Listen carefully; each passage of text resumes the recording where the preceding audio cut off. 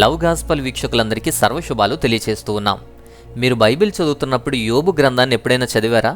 యోబు గ్రంథం చదువుతున్నప్పుడు యోబు యొక్క విధేయతను, భక్తిని మనం చూస్తాము. అలాగే సాతాను శోధించిన విధానాన్ని చూస్తాము. యోబు గ్రంథం గురించి, అందులో ఉన్న ఆ 4 శోధనల గురించి ఈ మంచి వీడియో ద్వారా నేను వివరిస్తాను. యోబు గురించి మొత్తం సారాంశము, యోబు గ్రంథం మొత్తం అర్థమవుతుంది ఈ వీడియో వల్ల. అయితే చివరి వరకు చక్కగా చూడండి. అంతేకాదు మనకు అది ఎలా ఉపయోగపడుతుందో, మనం ఏమి నేర్చుకుంటాం అనే విషయాలు కూడా మీరు గ్రహించగలుగుతారు. మన జీవితంలో సామాన్య విషయాలకు గాబరా పడతాము, ఎక్కువగా ఆలోచిస్తాము. అంటే ధనము, సుఖము, సంతోషము ఇలా కావాల్సిన విషయాల్లోనే ఎక్కువగా ఆలోచిస్తాం. వాటిలో వచ్చిన ఇబ్బందులే మన ప్రాబ్లమ్స్ అనుకుంటాం. అవే కష్టాలు, అవే మన శ్రమలు అనుకుంటాం. అలాంటి కష్టాలు ఉండి ఈ భూ సంబంధమైన పనిపాట్లలోనే మనము దేవుణ్ణి నిందిస్తాం. ఎంత శ్రమ వచ్చింది, ఎంత వేదన వచ్చింది, ఇన్ని కష్టాలు మనకెందుకు, దేవుడు మనకి ఎందుకు ఇచ్చాడు అనుకుంటాం. కానీ దేవుడు మనకి ఇవన్నీ ఎందుకు ఇస్తాడు అంటే పరీక్షించబడడానికి ఒక కారణం అని గుర్తుపెట్టుకోండి. మనకు కష్టాలు వచ్చినా, శ్రమలు వచ్చినా ఎందుకు వచ్చాయి అంటే 2 కారణాలు ఉంటాయి. ఒకటి, మనం చేసిన తప్పులకు ఫలితంగా అనుభవించేవి. 2, పరీక్షించబడటం, అంటే మనం పరిపూర్ణులుగా మారడానికి, నీతిమంతులుగా మారడానికి పరీక్షించబడటం. కాబట్టి ఈ 2 విషయాల ద్వారానే మనకు శ్రమలు, వేదనలు, ఈ బాధలు మనం అనుభవిస్తాం. మనం చేసిన తప్పులు ఒకటైతే, మనం మంచిగా మారడానికి పరీక్షించబడటం కోసం. దేవుడు ఎందుకు పరీక్షిస్తాడు అంటే భూ సంబంధమైన సుఖాలలో మునిగిపోయి వాటి కోసం వెతుక్కుంటూ మనకుండే వైఖరిని దేవుడు పరీక్షిస్తాడు. దాన్ని పరిపూర్ణం చేయడానికి నిన్ను పరీక్షిస్తాడు అని అర్థం చేసుకోవాలి. దేవుడెప్పుడు శోధించడు, శోధింపనేరడు. యాకోబు పత్రిక 1వ అధ్యాయము 13వ వాక్యం ప్రకారం దేవుడు కీడు విషయమై శోధింపనేరడు, ఆయన ఎవరిని శోధించడు అని రాయబడింది. కాబట్టి దేవుడెప్పుడు శోధించడు, కీడు విషయమై అసలు శోధించడు. శోధించడం వేరు, పరీక్షించబడటం వేరు. పరీక్షా కాలం, పరీక్ష దేవుడు కావాలని పెట్టేది కాదు, ఇబ్బంది పెట్టేది అసలు కాదు. బైబిల్లో కూడా భక్తుల గురించి, ప్రవక్తల గురించి మనం చదువుతున్నప్పుడు బైబిల్లో వ్రాయబడిన విషయాలు 2 విషయాల కోసం రాయబడ్డాయి. వారి గురించి మనం చదువుకుంటున్నప్పుడు 2 విషయాలు గ్రహించాలి. ఆ 2 విషయాలు మనం జాగ్రత్తగా గమనించాలి. ఏంటంటే వారి గురించి చదువుతున్నప్పుడు వారు ఎందుకు రాయబడ్డారు అంటే, 1, పరీక్షించబడి దేవుని ఆమోదం పొందిన వారి గురించి రాశారు. ఎందుకు అంటే ఆమోదం పొందిన వారు మనకు మార్గనిర్దేశకులుగాను, మాదిరిగాను చెప్పబడ్డారు. 2, వ్యక్తులు విఫలమయ్యి పడి చెడిపోయిన వారు కూడా ఉన్నారు. వాటి గురించి ఎందుకు రాయబడింది అంటే వారిని గురించి మనకు హెచ్చరికగాను, బుద్ధి చెప్పడం కోసం రాయబడ్డాయి. కాబట్టి వ్యక్తుల గురించి, భక్తుల గురించి, బైబిల్లో ఉన్న వ్యక్తుల గురించి మనం మాట్లాడుతున్నప్పుడు ఈ 2 విషయాలు గ్రహించాలి. పరీక్షించబడి ఆమోదం పొందిన వారు మనకు మార్గనిర్దేశకులుగాను, మాదిరిగాను చెప్పబడ్డారు. విఫలమయ్యి పడి చెడిపోయిన వారు మనకు హెచ్చరికగా చెప్పబడ్డారు అని ఆలోచన చేయండి. అందుకే ఇప్పుడు ఒక వ్యక్తి గురించి మనం తెలుసుకుందాం పూర్తిగా. దేవుడు ఏర్పరచుకున్న సేవకులలో యోబు అనే భక్తుడు ఒకరు. యోబు అనే మంచి భక్తుడు, ప్రత్యేకమైన వాడు యోబు. తన మార్గములన్నిటిలోనూ దేవునికి భయపడే ఏకైక వ్యక్తిగా దేవుడే చూపించారు అంటే యోబు ఎంత ప్రత్యేకమైన వాడో ఆలోచించండి. సాక్షాత్తు దేవుడే యోబు గురించి ఏమన్నారో తెలుసా? యోబు గ్రంథం 1వ అధ్యాయం 8వ వాక్యం ప్రకారం చూడండి. నా సేవకుడైన యోబు సంగతి ఆలోచించావా అంటాడు. నా సేవకుడు అంటాడు, గర్వంగా చెప్పుకుంటాడు. అంతేకాదు అతడు యథార్థవంతుడు, న్యాయవంతుడు, దేవుని యందు భయభక్తులు గలవాడు, చెడుతనాన్ని విసర్జించినవాడు, భూమి మీద అతని వంటి వారు ఎవరూ లేరు అని దేవుడే సెలవిచ్చారు ఆ వాక్యంలో. చూడండి, అంటే యోబు ఎంతటి ధన్యతను పొందాడు, ఈ సమాజంలో ఎంత కష్టపడుతున్నాడో ఆలోచించారా? దేవునికి ఊరికే ఇష్టం ఉంటుందా? ఊరికే గొప్ప వాళ్ళు అయిపోతారా? అలా అన్నారు అంటే ఊరకనే దేవుడేమైనా చెబుతారా? యోబు గ్రంథం 1వ అధ్యాయం 9వ వాక్యం ప్రకారం చూడండి, మనం ఇలా అనుకుంటున్నట్టే సాతాను కూడా అనుకున్నాడు. సాతాను కూడా యోబు ఊరకయే దేవుని యందు భయభక్తులు గలవాడా అని మాట్లాడతాడు. ఇక్కడ ప్రస్తావన యోబు యొక్క తెలివితేటల గురించి కాదు, యోబు యొక్క సిరి సంపదల గురించి కాదు, ఐశ్వర్యం గురించి కాదు, అతని తలాంతుల గురించి కూడా కాదు. కేవలం యథార్థత. యథార్థత గురించే దేవుడు యోబు గురించి మాట్లాడతాడు. అందుకే ముందుగానే అతడు యథార్థవంతుడు అన్నారు. న్యాయంగా ఉంటాడు, భయభక్తులు ఉన్నాయి, చెడుతనాన్ని విసర్జించి చెడుకు దూరంగా ఉంటాడు, దేవునికి దగ్గరగా ఉంటాడు. అందుకే దేవుడికి ఇష్టడయ్యాడు యోబు. అలాంటి ఒక మంచి విధేయత కలిగిన దేవుని బిడ్డని, దేవుడు ఇష్టపడేటువంటి యోబుని, మంచి భక్తుడైన యోబుని మనం చూస్తున్నప్పుడు నిజమా కాదా అని దేవునికి తెలిసినా సాతాను ఊరుకుంటాడా? చెడిపోయే వారిని చెడుపుతూనే ఉంటాడు, బాగున్న వారిని చెడగొడుతూనే ఉంటాడు, చెడగొట్టడానికి ప్రయత్నాలు చేస్తూనే ఉంటాడు. అలాంటిది యోబు భక్తుల వంటి వారిని చూసి ఊరుకుంటాడా? అపవాది దేవునితోనే విభేదిస్తున్నాడు. ఈ అపవాది అయిన సాతాను మానవుడు కాదు కాబట్టి మానవ అతీత శక్తులుంటాయి, తెలివితేటలు కూడా ఎక్కువే ఉంటాయి. వాక్యం బాగా తెలిసినవాడు కాబట్టే చెడపాలను ప్రయత్నం చేస్తాడు, తప్పించే ప్రయత్నం చేస్తాడు. అన్నీ తెలిసినవాడు కాబట్టి అన్నీ తెలుసుకుని మన జీవితాల్లోకి వచ్చి మనల్ని శోధిస్తాడు. దేవుడు యోబుని బట్టి అతిశయించాడు, గర్వంగా చెప్పుకుంటున్నాడు. సాతానుతో కూడా సగర్వంగా చెప్పుకుంటున్నాడు యోబు భక్తు గురించి. సాతానుతో గర్వంగా మన గురించి చెప్పగలరా? మనల్ని దేవుడు ప్రేమించాలి, అతిశయించాలి అంటే ఎంత నేర్పు ఉండాలి? సాతాను అది కూడా దేవునికి అడ్డు చెప్పి యోబును పరీక్షించాలని చూస్తాడు. దేవుడు అవకాశం ఇస్తాడు. ఇక్కడ పరీక్షించింది, శోధించింది సాతాను, దేవుడు కాదు. దేవుడు శోధించలేదు, అవకాశం ఇచ్చాడంతే. యథార్థతను పరీక్షించుకోవడానికి దేవుడు అవకాశాన్ని ఇస్తే సాతాను పరీక్షించాడు, శోధించాడు. అయితే సాతాను ఈ యోబును పరీక్షించడానికి, శోధించడానికి 4 ప్రయత్నాలు చేశాడు. ఈ 4 ప్రయత్నాలలోనే యోబు గ్రంథం అంతా అర్థమవుతుంది, యోబు గురించి మొత్తం అర్థమవుతుంది. ఈ 4 అనుకుని చేయలేదు కానీ ఒకదాని తర్వాత ఒకటి 4 ప్రయత్నాలు చేశాడు. ఈ 4 ప్రయత్నాలు మనం ఒక్కొక్కటి చూద్దాం, దాని గురించిన విశేషాలు తెలుసుకుందాం. ఈ 4 ప్రయత్నాలలో మొదటిది సాతాను యొక్క మొదటి ప్రయత్నం. ఈ అపవాది అయిన సాతాను మొదటి ప్రయత్నం ఏంటి అంటే, మొదటి ప్రయత్నం తెలియడానికి ముందు యోబు గురించి మనకు తెలియాలి. యోబు తూర్పు దేశాలలోనే బాగా సంపన్నుడు, మంచి భయభక్తులు కలిగినటువంటి భక్తుడు. యోబుకు 10 మంది సంతానం ఉన్నారు, 7 కొడుకులున్నారు, 3 కూతుళ్ళున్నారు. అతని ఆస్తి 7,000 గొర్రెలున్నాయి, 3,000 ఒంటెలున్నాయి, 500 జతల ఎడ్లు ఉన్నాయి, అంటే దాదాపు 1000 ఎడ్లున్నాయి, 500 ఆడగాడిదలు ఉన్నాయి, అనేక మంది పనివారు ఉన్నారు. అంత ఆస్తిపరుడు, అంత గొప్పవాడు. దేవుడు అంతలా దీవించాడు యోబును. అంత ఆస్తి ఉంది, అంతమంది పనివారు ఉన్నారు, కష్టాలు ఏముంటాయి, చక్కగానే దేవుని స్తుతిస్తూ బ్రతికేయొచ్చు కదా, ఏముందిలే అనుకుంటాం. అలా మీరు అనుకున్నట్టే సాతాను కూడా అనుకున్నాడు. యోబు గ్రంథం 1వ అధ్యాయము 10-11 వాక్యాలు చూడండి. అతని ఇంటి వారందరికీ కూడా కంచె వేశావు కాబట్టి అతని చేతి పనిని దీవించావు. నీ వల్లే ఈ ఆస్తి, నీ వల్లే ఈ సంపద. నీ చేయి చాపి అతన్ని మొత్తిన ఎడల నీ ముఖం ముందే నిన్ను దూషించి తిట్టుకొని పోతాడు అని దేవునితోనే హేళనగా మాట్లాడతాడు అపవాది. అయితే యోబు భక్తిని, యోబు యొక్క యథార్థతను గురించి తెలియజేయడం కోసం అపవాదికి అవకాశం ఇచ్చాడు దేవుడు. ఒక్క కండిషన్తో, అతనికి ఏ హాని కలిగ చేయకూడదు అని ఒక కండిషన్ పెట్టి ఈ అపవాది అయిన సాతానుకు దేవుడు అవకాశం ఇస్తాడు శోధించడానికి. దేవుడే అవకాశం ఇచ్చాడు, సాతాను రెచ్చిపోతున్నాడు. దేవుడే అనుమతించాడు కాబట్టి అపవాది వాడి పని ప్రారంభించాడు, వాడి ప్రయత్నం స్టార్ట్ చేశాడు. మొదటి ప్రయత్నం సాతాను, ఈ అపవాది అయిన సాతాను చేసే మొదటి ప్రయత్నం ఏంటంటే, యోబుకున్న సమస్తము పాడు చేస్తే చాలు, యోబుకున్న సమస్తాన్ని పోగొట్టిస్తే చాలు, అలా పోగొట్టుకున్నందుకు దేవుణ్ణి దూషిస్తాడు అనుకున్నాడు.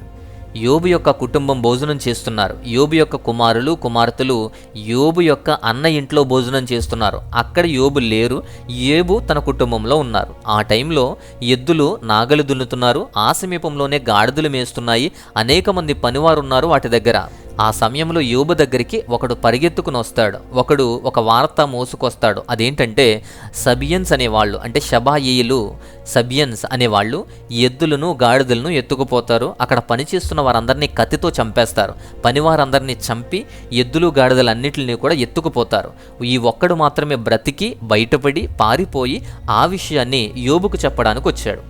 ఆ విషయం విన్న యోబు షాక్లో ఉంటాడు. ఇంకా ఆ మాటలు అవ్వకుండానే మరొకడు పరిగెత్తుకుని వస్తాడు.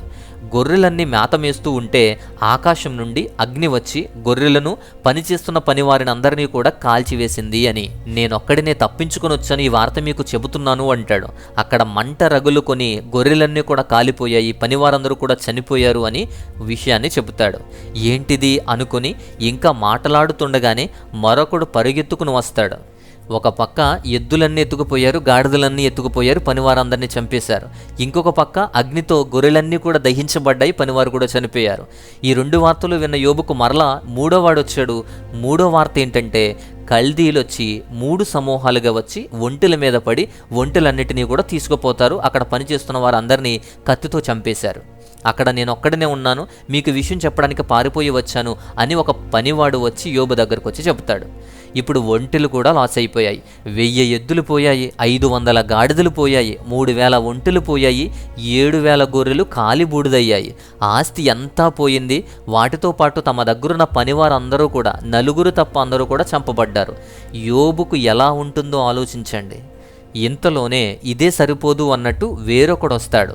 వేరొకడు వచ్చి నీ కుమారులు నీ కుమార్తెలు తమ ఇంట భోజనము పానము చేస్తుంటే గొప్ప సుడిగాలి అరణ్య మార్గముగా వచ్చి ఆ ఇంట 4 మూలన కొడితే అందులో ఉన్నటువంటి నీ కుమారులు నీ కుమార్తెలు కూడా చనిపోయారు.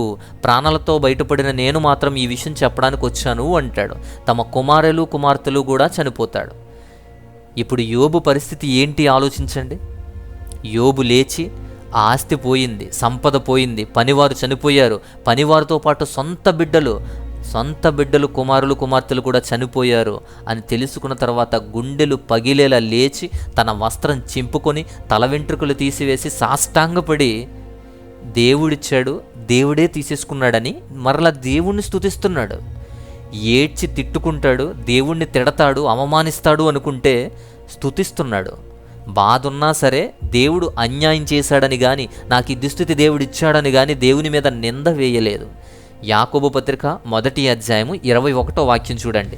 నేను దిగంబరిగా వచ్చాను, దిగంబరిగానే వెళ్తాను, దేవుడే అన్నీ ఇచ్చారు, దేవుడే తీసుకున్నారు అంటూ స్తుతిస్తున్నాడు. స్తుతి చేశాడు. అక్కడ తనకున్నదంతా పోయింది, పిల్లలు, ఆస్తి, ఆరోగ్యం, సంపద అంతా కూడా దేవుడు యోబుకి ఇచ్చినటువంటి ఉచిత బహుమానాలు, దేవుడే ఇచ్చినవి అని యోబు తెలుసుకున్నాడు. దేవునికి ఇష్టమైనప్పుడు వీటన్నిటినీ తీసుకుపోయే హక్కు, ఆ సర్వాధికారం ఆయనకున్నాయని దేవుణ్ణి స్తుతిస్తుంటే మనకు ఆశ్చర్యం అనిపించిన అపవాదికి దెబ్బ తగిలింది. అపవాది దెబ్బకు కంగు తిన్నాడు. యోబుని చూసి ఆశ్చర్యపోయాడు. అపవాదిని చెల్లున కొట్టినంత పని అయ్యింది.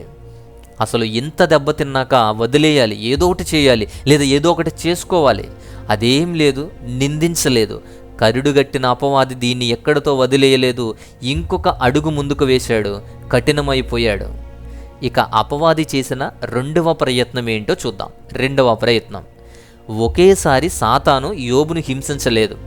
అంతటి శోధన వచ్చినా కూడా యోబు తట్టుకున్నాడు.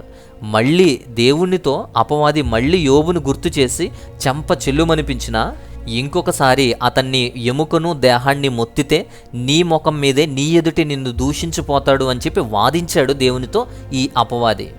అయితే దేవుడు మళ్ళీ ఛాన్స్ ఇచ్చాడు. ఇప్పుడు సాతాను చేసిన 2వ ప్రయత్నం ఏంటంటే ఫిజికల్ సఫరింగ్. ఈసారి శారీరక శ్రమతో సాతాను శోధించే ప్రయత్నం చేశాడు. అరికాలు మొదలుకొని నడినెత్తి వరకు ఒళ్ళంతా కురుపులు, బాధగల కురుపులు యోబుకు కలిగాయి. ఒళ్ళంతా దురద, రసి కారుతుంది.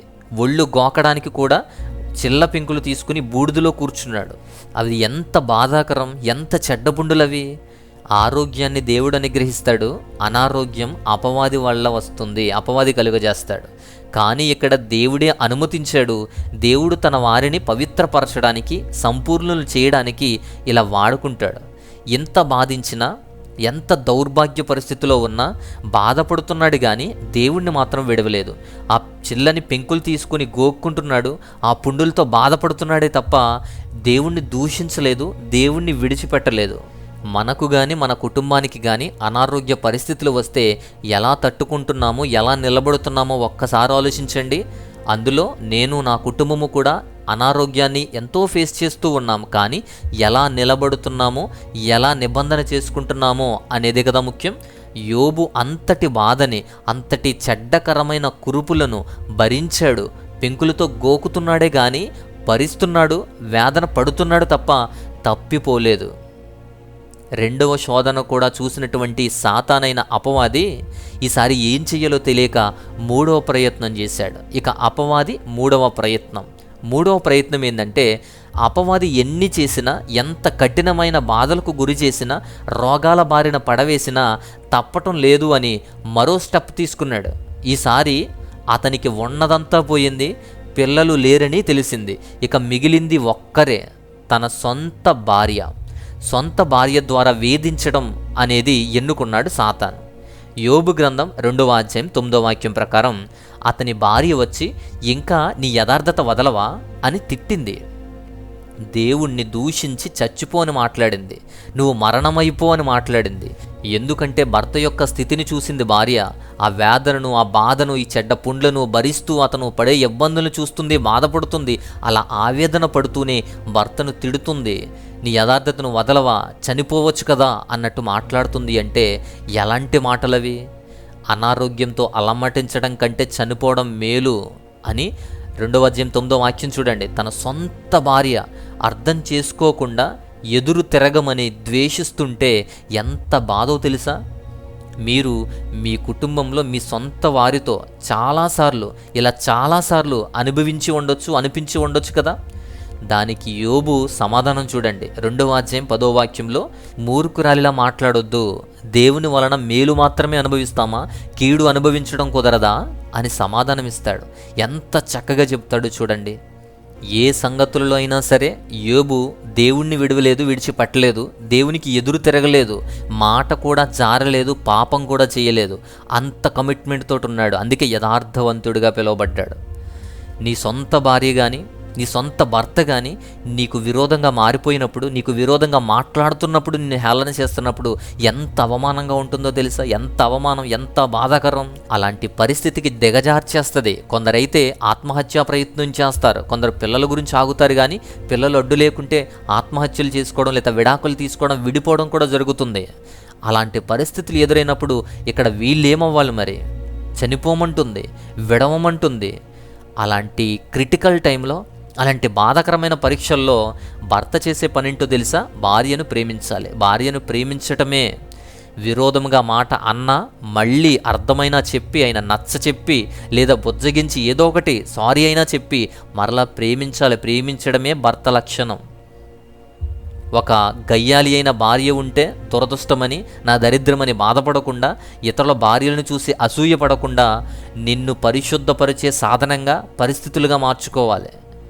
నిన్ను నీవు పరీక్షించుకోవడానికి దేవుడిచ్చే పరీక్షగా వాడుకోవాలి. నిన్ను చూసి నీ భార్య బలముగా మారాలి.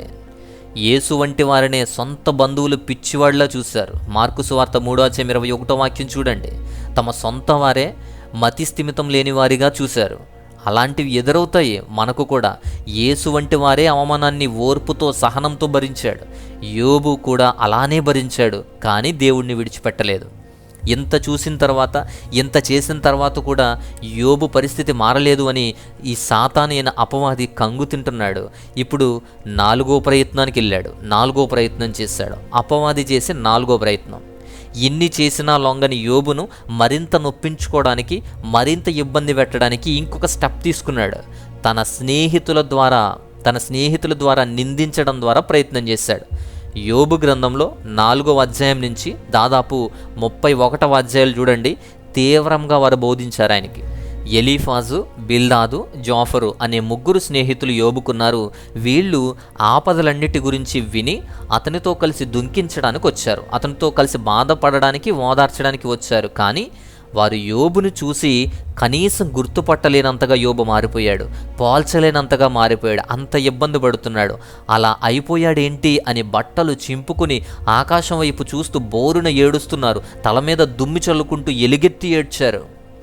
ఒక్క మాట కూడా మాట్లాడలేదు. 7 రోజులు అతనితో మాట్లాడకుండా బాధపడుతూనే ఉన్నారు. అతనితో కూడా నేల మీద పడి కూర్చున్నారు.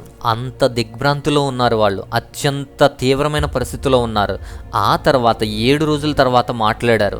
అప్పటి నుంచి, అంటే 4వ అధ్యాయం, యోబు గ్రంథం 4వ అధ్యాయం నుంచి దాదాపు 32 అధ్యాయాల వరకు కూడా వారు బోధిస్తూనే ఉన్నారు. వారు బోధించడం, యోబు సమాధానాలు ఇవ్వడం, వారు బోధించడం, దానికి యోబు ప్రత్యుత్తరం ఇవ్వటం, ఇలా 32 అధ్యాయాలు అయిపోతాయి.